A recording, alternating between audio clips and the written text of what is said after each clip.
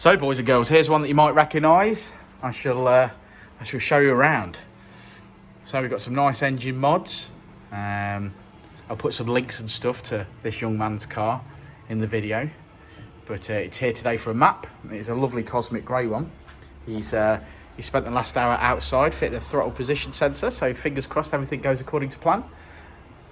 Yeah, beautiful. I follow this guy's channel on YouTube. I think you guys should as well. So like I say, I'll drop the links and stuff, but for the time being, let's do a standard power run and then we'll get cracking. Richard will be in the car as per usual, so we shall say hello to him in a bit. There's our Samuel in the corner, chilling out, shadowing today. I'm working hard. Working hard. You're in charge of what that's flashing? Green. Okay. It was flashing red. But you're going to monitor that? I'm the AFR monitor. You're the AFR I've box, gone through quite a few light. roles. I've gone through quite a few roles. Sausage rolls. Fluffer, cameraman, AFR monitor, solid green.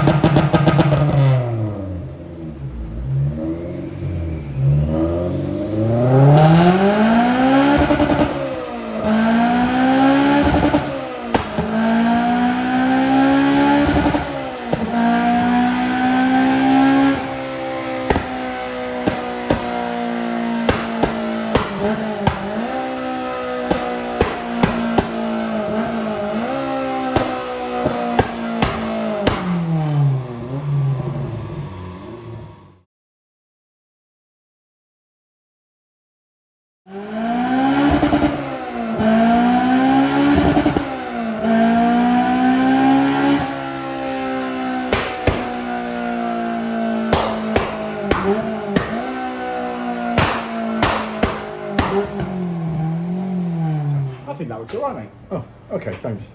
Here's another EP3 in the bag, and this, like I say, this car, you probably recognise this from Olly's YouTube channel. Richard, talk us through it. Yeah, a bit disappointed on power today, to be fair. Okay. But I think the 2.25 inch exhaust has hurt us. Got a decent manifold induction, Tegra induction kit on it. Got Skunk Tools series manifold on it. Got a 4-to-1 manifold with decat on it, and then a 2.25 spoon rep exhaust. It cannot flow.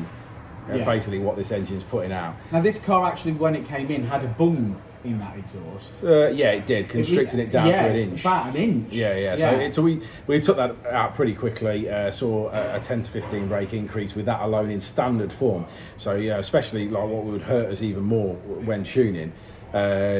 The basic problem with these cars is once you start changing the inlet manifold, if you've got the stock inlet manifold on, they can cope with the 2.25 inch exhaust, and they can make up to around 235. What we've seen, or seeing a trend of, is as soon as you change the inlet manifold and you've still got that 2.25 inch exhaust, the engine can physically get more air in, but the exhaust cannot flow it. So as silly as it sounds, you end up with less power than you would with it's backing up. Yeah, because it's backing up. Basically, it is what's happening. So that's what we've ended up in this particular instance today. So you could get 235 out of that exhaust system on a standard inlet, but once you change the inlet manifold and you've got an series which is flowing a lot more air, that exhaust just cannot cope. And then we end up where we have today, and we end up on 221. 221. Now it did make considerable mid-range gains, Richard. No, it didn't. No, it's 50 brake horsepower up. Yeah, don't get me wrong, it's made power. I think that what this car needs is a minimum of 2.5, especially if you're putting inlet manifolds on, they need a minimum of 2.5, if not the 70mm, if not the 3-inch. I mean, basically, 2.5 is absolute minimum that these cars require.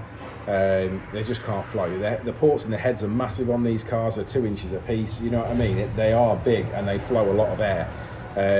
When all said and done, they're just an air pump, aren't they? And when you're revving out to 8,600 RPM, that's a lot of air you're moving. So you think perhaps a better induction kit and a better exhaust for this car would have seen some power? I don't think the induction kit would have hurt us too much today, in all honesty. I think it's the exhaust that's done the damage. Yeah. I'd expect this car to remain close to 240 today. Okay.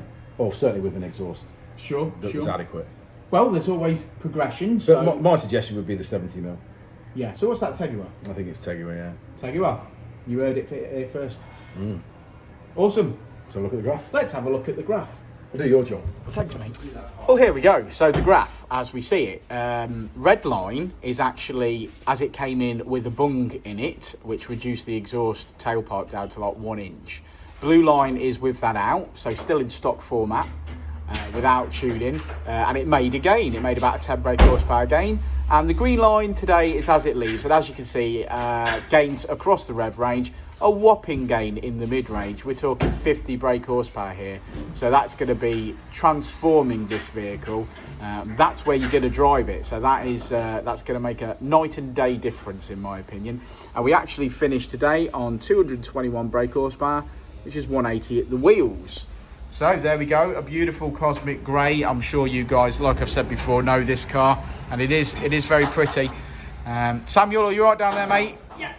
Okay, good stuff. Well, thanks for sticking around to the end of the video, guys. Like and subscribe and all that jazz if you feel like it. I hope today is the day that I've earned your subscription. Thanks, Sam. Thanks, Sam. Adding comedy value to it for me. Brilliant.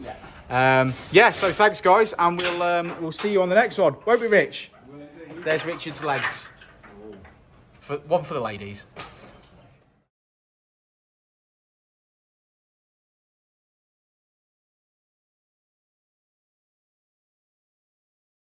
Before and I'll say it again. Life moves pretty fast.